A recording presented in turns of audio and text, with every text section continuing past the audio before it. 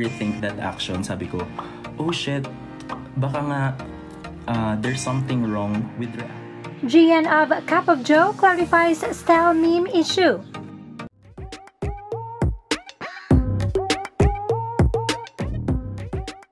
The context, Gian reacted haha to a style meme yung nauntog sa jeepney.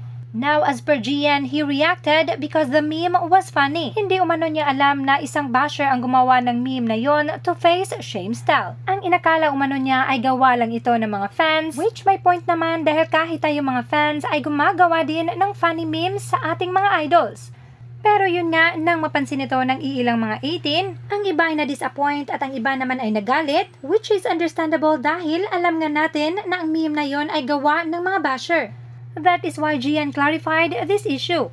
Pero bago pa man ito magsalita sa kanyang live, ay nakipag-usap na ito kay Stell at nag-explain sa lahat. Rethink that action. Sabi ko, oh shit, baka nga there's something wrong with reacting na kahit sabihin kong it was an honest mistake, it can really be frowned upon by many. So, that's what I did. Ni-reassess ko yung reaction na yun.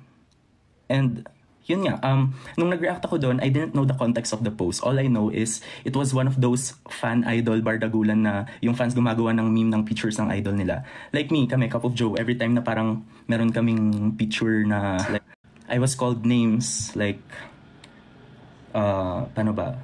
Plastic, hindi ko alam kung ano pa yung iba kasi, you know what guys, I also have my personal struggles. Kaya, natagalan din akong i-address to.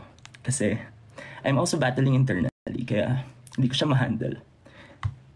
So yun, masakit siya sa akin kasi fan ako ng SB19. So yeah.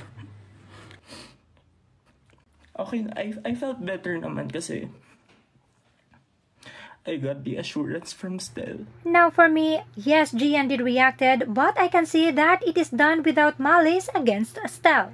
Pero yun nga, hindi rin natin mawawala sa mga fans ang mag-react dahil sa sobra-sobra ng pambabato ng mga bashers against Stell. Now for sure, lahat tayo, lahat ng kampo ay may natutunan sa isyong ito.